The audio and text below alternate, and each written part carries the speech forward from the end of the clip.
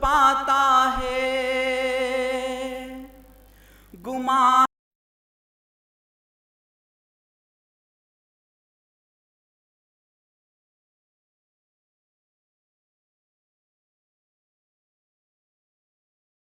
اب میں تقریر کے لیے دعوت دیتا ہوں محترمہ عطیہ صدیقہ صاحبہ، سیکریٹری جماعت اسلامی ہند۔ آپ کا جو موضوع ہے عصر حاضر میں خواتین کا دعوتی کردار اور اس کے لیے تنظیم کی اہمیت، محترمہ۔ بسم اللہ الرحمن الرحیم، نحمدہ و نصلی علی رسولہ الکریم وعلی آلہ و اصحابہ اجمعین برحمتک یا ارحم الراحمین۔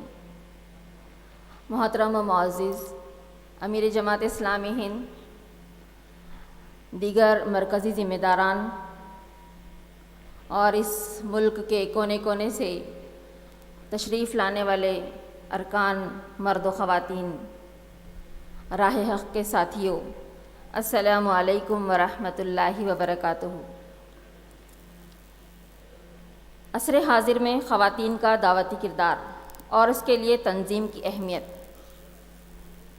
آپ لوگ جس سیشن کو سماعت فرما رہے ہیں وہ تنظیمی سیشن ہیں، اور کسی بھی تحریک کو چلانے کے لیے ایک تنظیم کی ضرورت ہوتی ہے، اور اسی تنظیم کا ایک حصہ ارکان ہیں، اور ارکان میں مرد و خواتین دونوں بھی شامل ہیں۔ تو اس دور میں، اس دور کی کیا خصوصیات ہیں اور اس میں ہمارا کیا رول بنتا ہے، اس پر ہمیں غور کرنا ہے۔ ویسے آپ سبھی جانتے ہیں کہ جس دور سے ہم گزر رہے ہیں وہ دور دائمی ارتقاء اور تغیر مسلسل ہے۔ اس میں ہر لمحہ، ہر پل کچھ نہ کچھ تبدیلیاں ہمارے معاشرے میں آ رہی ہیں۔ ان تبدیلیوں کے لیے پہلے جب برس ہا برس لگ جایا کرتے تھے، لیکن ہم ہر دن نئے آفاق، نئی ثقافتوں اور نئے وسائل سے ہم متعارف ہوتے جا رہے ہیں۔ انٹرنیٹ، سائبر اسپیس اور ویب سائٹ کے طفیل دنیا بھر کی خبریں اور معلومات بٹن دباتے ہی انگلیوں کی معمولی جنبش سے ہمارے سامنے حاضر خدمت ہو جاتی ہیں۔ معمولی ڈسک میں ہم کئی اربوں الفاظ کو ہم اس کا ذخیرہ کر سکتے ہیں۔ وسیع و عریض لائبریریاں اپنی اہمیت کھوتی جا رہی ہیں۔ وہ دن دور نہیں جب انسان کو کتابوں کے بجائے کمپیوٹر اسکرین کی ضرورت ہو۔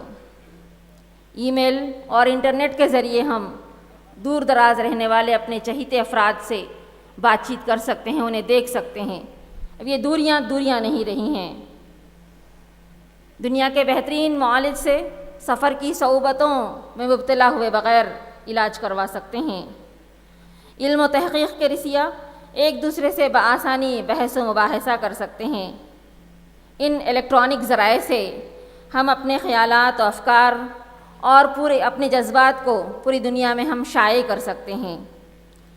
ان وسائل کا نہایت اہم پہلو یہ ہے کہ ہم صرف سامع اور تماشبین بن کر نہیں رہ جاتے، بلکہ خود بھی سنا سکتے ہیں اور دیکھ سکتے ہیں۔ اب جہالت اور بے خبری ماضی کی داستان بنتی جا رہی ہے۔ اس منظرنامے کا دوسرا رخ بھی دیکھیے۔ اخبارات و اطلاعات کے اس سیلاب نے حکمت و دانش کے خزینے خالی کرنے کا کام کیا ہے۔ اب اختیار تمیزی اور رد و قبول کی حکمت بھی مغلوب ہوتی جا رہی ہے۔ ان کی جگہ اقلیت پسندی نے لے لی ہے۔ علم و خبر کے سیلاب نے آزادانہ غور و فکر اور اختلاف کو تقریباً ناممکن بنا دیا ہے۔ طاقتور قوموں نے پوری دنیا میں آزادانہ معیشت اور اسلامی دہشت گردی کا ہوا کھڑا کر دیا ہے۔ ذرائع ابلاغ کی غیر معمولی قوت سے کام لے کر یہ جھوٹ پھیلا رکھا ہے کہ اسلام دہشت گرد مذہب ہے اور مسلمان دہشت گرد قوم۔ مسلمانوں کے پاس اخبارات و اطلاعات کے اتنے وسائل کہاں جو اس کی مؤثر تردید کر سکے۔ انٹرنیٹ، سائبر اسپیس اور ویب سائٹ نے جھوٹ، شہوت پرستی، ہم جنسی اور پورنوگرافی کو فروغ دیا۔ ان کے قبیح اثرات سے نہ بچے محفوظ ہیں اور نہ ادھیڑ عمر کے مرد و خواتین۔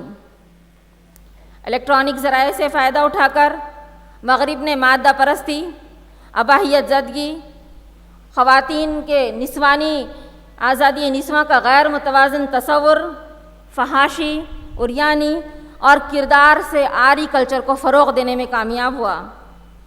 منشیات اور سیکس زدگی شہروں میں تیزی سے پھیل رہی ہے۔ ہماری نئی نسل دین سے دور اور اسلام کے عظیم ورثے ثقافت سے بے خبر ہوتی جا رہی ہے۔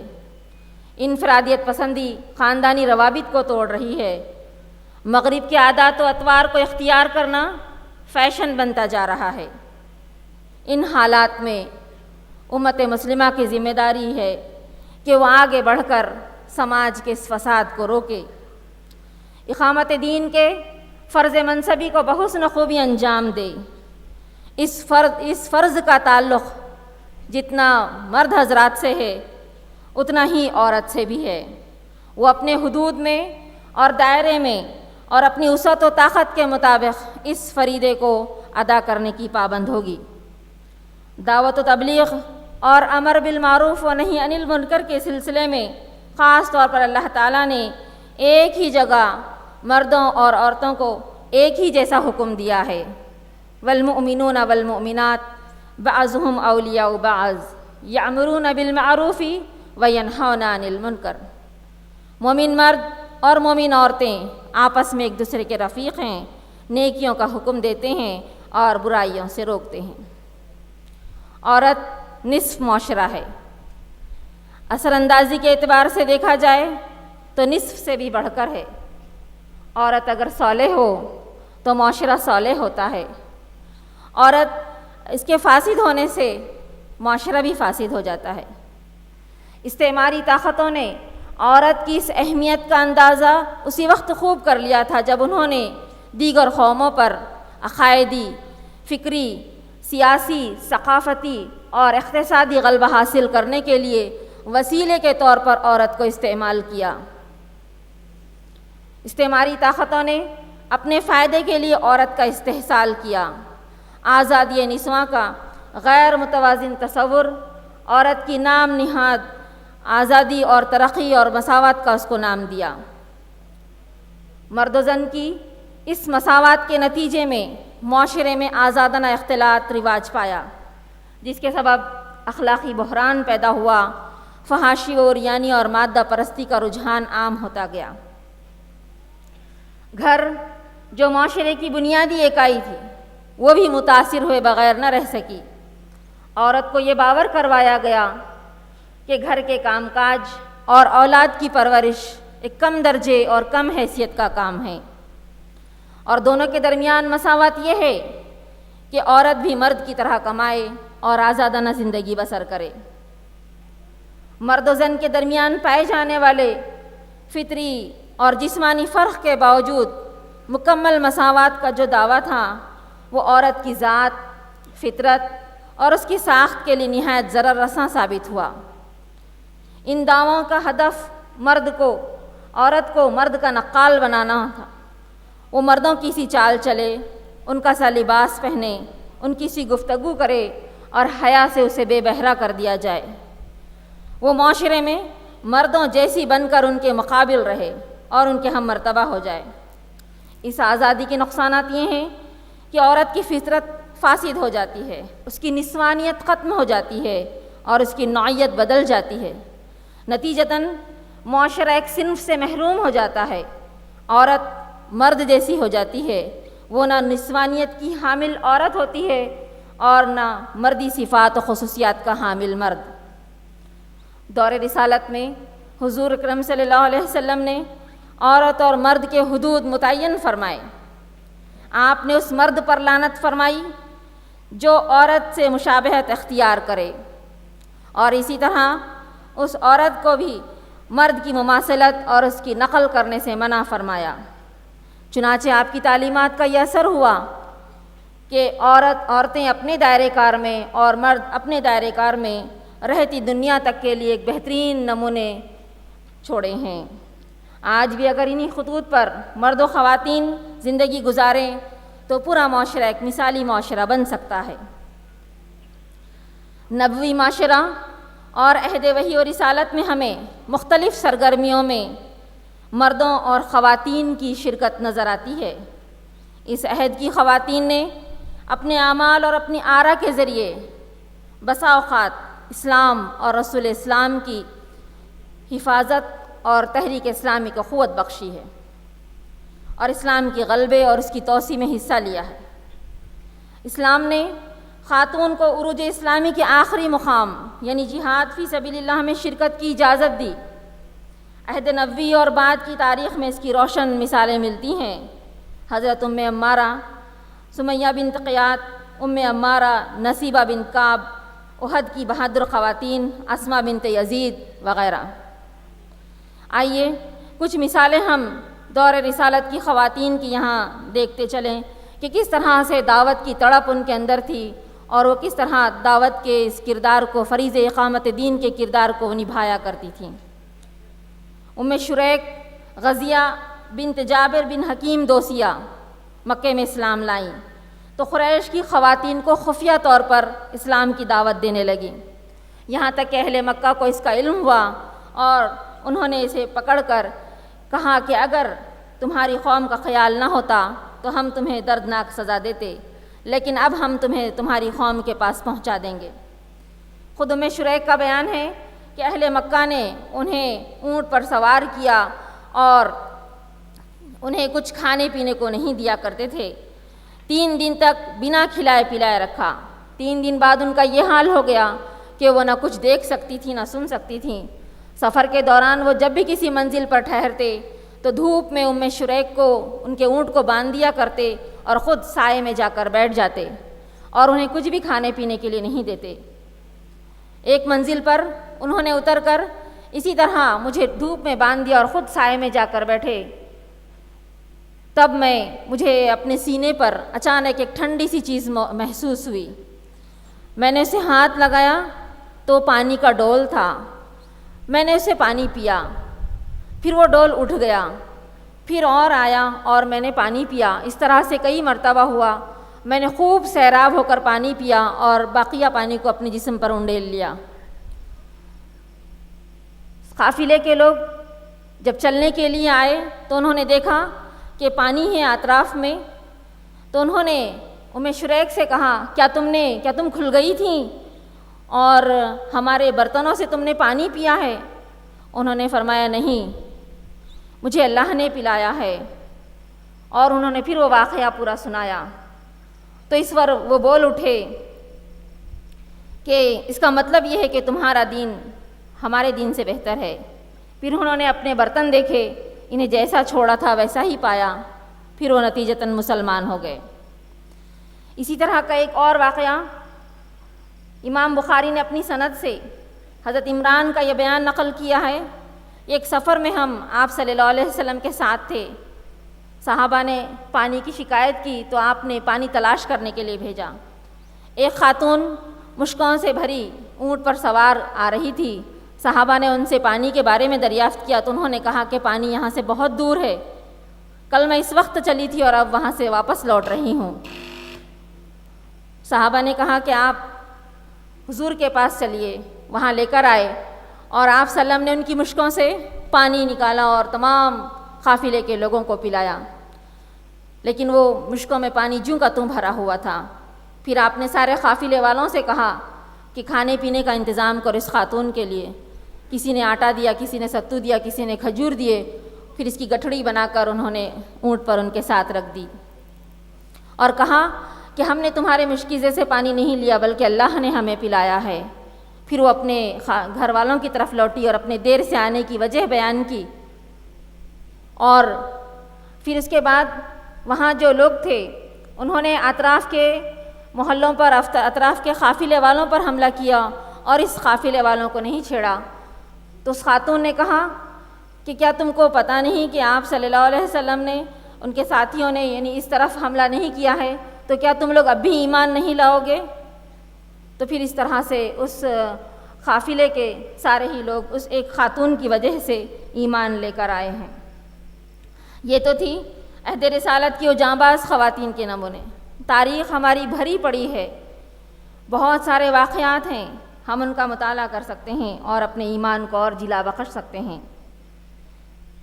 دور رسالت کے بعد بھی خواتین نے اسلام کی اشاعت کے لیے میدان جنگ میں اور معاشرے کی اصلاح کرتے ہوئے مصنفہ اور مقررہ کے کردار کو نبھایا ہے۔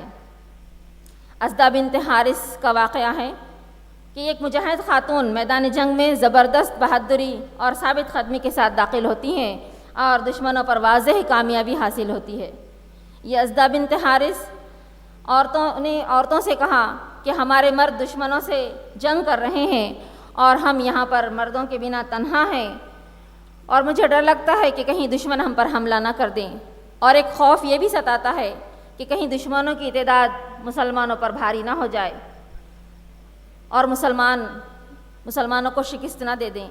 اگر ہم بھی نکل پڑیں تو اس خوف سے بھی، اکیلے پن سے بھی نجات پا جائیں گے، اور میدان جنگ میں بھی مشرکین ہمیں آتا دیکھ کر یہ سمجھیں گے کہ مسلمانوں کو کمک پہنچ گئی ہے۔ اس طرح انہوں نے خواتین کو منظم کر کے میدان جنگ میں لے کر گئے، تو مشرکین کو یوں محسوس ہوا جیسے مسلمانوں کو اور کمک پہنچی ہے، اور اس طرح سے وہ جنگ مسلمان جیت گئے۔ یہ اور اسی طرح کی خواتین آج آپ دیکھتے ہیں نائجیریا، انڈونیشیا اور دیگر مقامات پر، اسی طرح ہندوستان میں بھی بہت ساری خواتین ہیں جو اس دعوتی کردار کو نبھا رہی ہیں۔ عصر حاضر میں خواتین میں کام کرنے کے اور ترقی کرنے کے اور سماجی سرگرمیوں میں شرکت کرنے کے بہت سارے امکانات روشن ہو گئے ہیں۔ خواتین کو چاہیے کہ وہ علمی اور فکری تیاری کریں، قرآن و حدیث سے اپنے تعلق کو مضبوط کریں، اور خاص طور پر عہد رسالت میں خواتین کے مقام اور مرتبے اور دعوتی کردار کا گہرائی سے جائزہ لیں، حالات پر گہری نظر ہو اور عصر حاضر کے مسائل کا اسلامی حل پیش کریں۔ وہ شرعی حدود کی پابند ہوں، جیسے لباس، چال چلن، گفتگو، حرکات و سکنات اور محرم کے بغیر سفر سے اجتناب وغیرہ۔ عورت کو شخصی ارتقاء اور حقوق و ذمہ داریوں سے آگاہی کی اہمیت کا ادراک ہو۔ خواتین کے حقوق کیا ہیں اس کا انہیں علم ہو۔ حقوق کے سلسلے میں آج جیسے ہمارے معاشرے میں جو بات عام طور سے پائی جاتی ہے کہ جو مستشرقین ہیں، اسلام دشمن طاقتیں ہیں، خاص طور سے جس بات کو وہ حقوق کے دائرے میں لاتے ہیں اور خواتین کو اس طرح سے انہیں مشتعل کرتے ہیں کہ مرد کو ہی طلاق کا حق ہے، وہ 4 شادیاں کر سکتا ہے، اور وراثت میں خاتون کا ایک عورت کا آدھا حصہ ہے۔ جب ایک ناخواندہ اور اسلامی تعلیمات سے دور خواتین کے سامنے اگر اس طرح کی بات آتی ہے تو خواتین اس کو صحیح سمجھ لیتی ہیں، اس سے اس غلط فہمی کا وہ بھی شکار ہو جاتی ہیں، اور وہ سمجھتی ہیں کہ عورتوں کو اسلام نے حقوق نہیں دیے ہیں۔ تو ہمیں چاہیے کہ ہم ان حقوق کا مکمل اور بہترین تعارف ہم خواتین کے سامنے، تمام ہی خواتین کے سامنے ہم پیش کریں۔ بعض دفعہ خواتین کے حقوق کو سلب کرنے کی ذمہ دار ہوتی ہیں، اس پر بھی ہمیں توجہ دینا ہے۔ کچھ فیصد حصہ ہم جس معاشرے سے تعلق رکھتے ہیں اور جس طرح کا ہمارا مائنڈ سیٹ بنا ہوا ہے خواتین کے سلسلے میں، مرد و خواتین کا، تو اس مائنڈ سیٹ سے ہمیں چھٹکارا حاصل کر کے قرآن و حدیث نے عورت کو جو حقوق دیے ہیں اس کے مطابق ہم اس کو دینے والے بنیں، اور ہم اپنے تنازعات کو، ہم اپنے مسائل کو باطل عدالتوں کے سامنے لے کر نہ جائیں، مرد و خواتین دونوں بھی۔ اگر ہم باطل عدالتوں کے سامنے اپنے تنازعات کو لے جائیں گے تو ان کو کہنے کا یہ موقع مل جائے گا کہ خواتین کو اسلام نے وہ حقوق نہیں دیے ہیں، ان کے پاس اس کا حل موجود نہیں ہے، اس لیے وہ ان عدالتوں کے چکر کاٹ رہی ہیں۔ تو ہمارا یہ کام ہو کہ ہم ایسی خواتین کو ہم اسلامی تعلیمات سے متعارف کریں، ہمارے مرد حضرات بھی اور خواتین کا بھی اس میں بہت بڑا حصہ بنتا ہے، اور انہیں یہ بتائیں کہ اسلامی حل اس کا ہم نکالیں، دارالخزاؤں میں، شرعی پنچایتوں میں جا کر ہم اپنے تنازعات کو ہم وہاں لے جائیں، اور وہاں پر اس کا جو قرآن و حدیث سے جو حل نکل سکتا ہے، ہینڈ بائی ہینڈ، یعنی جب کا جب حل ہمیں مل جاتا ہے، جبکہ یہ عدالتوں کے چکر کاٹتے ہوئے عمریں اور وقت اور پیسہ ضائع ہو جاتا ہے۔ تو ہم اس طرح سے خواتین کو اور مرد حضرات کو ایجوکیٹ کریں کہ وہ اپنی تنازعات کو، اپنے مسائل کو ہم دارالخزاں اور شرعی پنچایتوں میں لے جائیں۔ حقوق کے ساتھ ساتھ توازن ہو، ذمہ داریوں کی بھی ہمیں آگاہی ہو کہ ہماری ذمہ داریاں کیا ہیں۔ ابھی اس سے پہلے جو درس حدیث ہم سماعت فرما رہے تھے، اس میں بہت ساری ذمہ داریوں کا تذکرہ آیا ہے۔ ماں کی شکل میں جو حدیث، مکمل حدیث ہے، اس کا ایک جو ٹکڑا ہے، المرأۃ راعیۃ علی بیت زوجہا و ولدہ وہی مسئولۃ عنہ، خاص طور سے اس سلسلے میں سوال کیا جائے گا کہ آخرت کے دن کہ تم نے اپنے گھر اور اپنے اولاد کی پرورش، یہ تمہاری رعیت میں دیے گئے تھے، اس کو تم نے کہاں تک بحسن خوبی نبھایا۔ تو ہمارے ذمہ یہ کام کیا گیا ہے۔ عورت کا اولین اور عظیم ترین کام، جس میں اس کا کوئی ثانی نہیں ہے، اولاد کی تربیت اور اس کی پرورش ہے۔ اللہ تعالیٰ نے عورت کو جسمانی اور نفسیاتی طور پر اس عظیم کام کے لیے تیار کیا ہے۔ عورت کے اس عمل پر ہی امت کا مستقبل موقوف ہے، اور اسی کے ذریعے امت کا عظیم سرمایہ، انسانی سرمایہ وجود میں آتا ہے۔ تو یہ حقوق اور ذمہ داریوں کے درمیان میں توازن ہو، اور عہد رسالت کا گہرائی سے جائزہ لیتے ہوئے ہم دعوتی کردار کو بہترین طریقے سے ہم نبھانے والے بنیں، ازدواجی تعلقات کو مضبوط کریں۔ یقیناً اگر عورت کو پہلے اپنے شوہر سے، پھر اپنی اولاد سے اور معاشرے سے مدد نہ ملے تو یہ کام نہایت مشکل ہے۔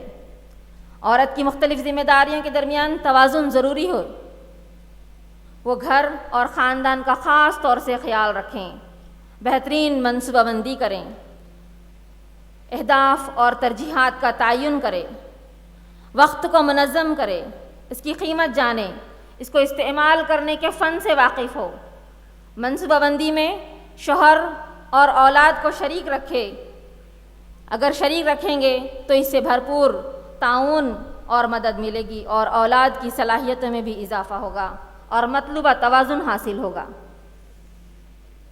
اپنے گھر کو دینی دعوتیں پھیلانے کا مرکز بنائیں۔ عصر حاضر میں میڈیا ایک میدان ہے، خواتین شرعی ضوابط کا پاس و لحاظ رکھتے ہوئے اس میدان میں بہترین کارہائے نمایاں انجام دے سکتی ہے۔ الحمدللہ اس میقات میں ایک منصوبہ یہ بھی بنایا گیا ہے کہ تمام حلقوں میں ایسی 5 کی تعداد خواتین کی تیار کی جائے، تاکہ وہ ڈائلاگس میں اور میڈیا میں حصہ لے سکیں، اور پوری بے باکی کے ساتھ اپنے شرعی حدود کا پاس و لحاظ رکھتے ہوئے اسلام کی تعلیمات کو اس کے ذریعے سے پھیلانے کی کوشش کریں۔ خواتین شرعی و ضوابط کا پاس و لحاظ رکھتے ہوئے اس میدان میں بہترین کارہائے نمایاں انجام دے، جیسے مضامین لکھنا، رپورٹس تیار کرنا، مباحثوں میں شرکت کر کے اعتراضات کا جواب دینا، بامقصد ڈرامے، مختصر کلپ، بچوں کی اسلامی تربیت کے نقطہ نظر سے پروگرام تیار کرنا۔ الحمدللہ جماعت اسلامی ہند نے اول روز سے خواتین کے اس مقام و مرتبے کو سمجھا ہے، اور معاشرے کی تعمیر میں خاتون کے رول کی اہمیت کو جانا ہے۔ خواتین کے دعوتی کردار، دعوتی سرگرمیوں اور حالات حاضرہ کے تحت جائزہ اور اہداف و ترجیحات کو متعین کیا ہے۔ کسی بھی تحریک کے لیے تنظیم کی ضرورت ہوتی ہے، تنظیم کے بغیر کوئی تحریک کامیاب نہیں ہو سکتی۔ دنیا میں غلط اور صحیح ہر طرح کے نظریات اٹھتے رہتے ہیں، اور بعض نظریات نے بڑے زبردست انقلابات پیدا کیے ہیں، لیکن پوری تاریخ گواہ ہے کہ کسی ایسے وہ انقلاب کی نشاندہی نہیں کر سکتی کہ جو غیر منظم اور منتشر افراد کی کوششوں سے وجود میں آئے ہوں۔ کسی ایک فرد میں بہت سے کام کرنے کی صلاحیت اور طاقت نہیں ہوتی، وہ زیادہ سے زیادہ 2-4 کام کر سکتا ہے، اور جو بھی کام کر سکتا ہے وہ بڑے پیمانے پر نہیں کر سکتا۔ اس کے لیے دعوت کی تمام ضروریات پوری کرنے کے لیے ایک اچھی تنظیم کی ضرورت ہوتی ہے۔ افراد کی تنظیم میں اتنی قوت آ جاتی ہے کہ وہ مخالف نظریات کو اکھاڑ پھینکتی ہے، فکر و نظر کی ایک نئی دنیا آباد کرتی ہے۔ تنظیم اگر جاندار ہو تو اس میں آنے والے افراد اپنی فکر کو اس کی فکر میں، اپنے اعمال کو اس کے اعمال میں، حتیٰ کہ اپنی شخصیت کو اس کی شخصیت میں گم کر دیتے ہیں۔ انہی افراد کی مدد سے تنظیم بڑھتی اور پھیلتی ہے، دوسروں کو قریب کرتی ہے اور ان پر غالب آنے کی کوشش کرتی ہے۔ الحمدللہ ہم جس تنظیم سے وابستہ ہیں، ہم سب جانتے ہیں اس کا جو نصب العین ہے، اس کا جو مقصد ہے، تو یہ تنظیم اتنی جاندار ہے کہ ہم اپنے آپ کو پوری طرح سے اس میں ضم کر دیں۔ ہم چاہتے ہیں کہ جماعت اسلامی ہند سے وابستہ خواتین اللہ کے راستے میں رضائے خداوندی کی امید رکھتے ہوئے ثابت قدم رہیں، برے حالات آئیں تو صبر و تحمل اختیار کریں، اس کے اعزا صبر و استقامت کی روشنی حاصل کریں۔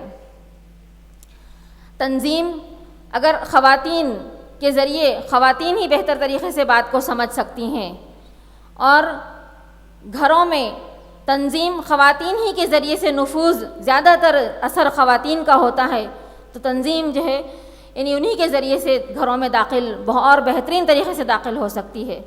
تو ہمیں خواتین کی اس اہمیت کو سمجھتے ہوئے، ہر سطح پر خواتین کی ہمیں مدد کرتے ہوئے، انہیں اپنا ایک رفیق سمجھتے ہوئے اس معاشرے کی اصلاح کے لیے ان کو ساتھ ساتھ لے کر ہمیں چلنا ہے، چاہے وہ مقامی سطح ہو، چاہے وہ حلقے کی سطح ہو، چاہے وہ مرکزی سطح ہو۔ ہم ہر مقام پر مرد و خواتین مل کر اس سماج کی ہم برائیوں کو دور کرنے کے لیے ہم اکٹھے ہوں، منصوبہ بندی ہو، اور بہترین طریقے سے اس پر عمل کرتے ہوئے ہم اس سماج میں ایک بہترین تبدیلی لانے کے لیے آگے بڑھیں۔ امت مسلمہ کی عورتیں مردوں جیسی ثابت قدم اور نامور بہادروں جیسی پختہ ہیں، وہ ایسی نازک نہیں کہ ان کے لیے راہیں ہموار کرنی پڑے اور ہوائیں ان کو اڑا دیں، بلکہ ان کی مثال پہاڑوں کی ہے جن سے زمین اپنا توازن، اپنی بقا کا سامان کرتی ہے۔ ہم چاہتے ہیں کہ جب ان کے سامنے موت، خبر، حشر، میزان اور پلسرات کا تذکرہ ہو تو ان کی آنکھیں نم ہو جائیں، شہادت، خبر کے منور ہونے، حوض کوثر، قیامت کے دن سایہ اور جنت الفردوس کا تذکرہ ہو تو ان کا دل باغ باغ ہو جائے، پھر وہ اپنے ہدف کا تعین کر کے خوف اور رجا کی خصوصیات سے متصف ہو کر انبیاء، صدیقین، شہداء اور صالحین کی بہترین رفاقت کی حفظدار ٹھہریں۔ ہماری آرزو ہے کہ مسلم خواتین نفسانی شہوات کے لیے پتھر کی سل کی مانند ہو، وہ اطاعت کی جواں ہو، گناہوں سے گریزاں ہوں، مال کے سلسلے میں قناعت پسند ہوں، علم کی رغبت رکھتی ہوں، دیگر خواتین انہیں قندیل ربانی اور چشم صافی اور پیکر اخلاق جانے، اولاد انہیں شفقت و محبت سے لبریز ماں پائے، شوہروں کے لیے وہ قلب و جگر کی بہار اور مونس و غمخوار ہو، سراپا محبت، سلیقہ، روز و شب کی معاون اور عقل و حکمت کا خزانہ ہو۔ اللہ تعالیٰ سے دعا ہے کہ اللہ تعالیٰ ہم تمام خواتین اور مرد و حضرات جو اس تحریک کے قافلے میں ہم شامل ہیں، ہم سب کو ساتھ مل کر اس سماج کے بگاڑ کو دور کرنے والا ہمیں بنائے۔ آمین۔ وآخر الدعوانا ان الحمد للہ رب العالمین۔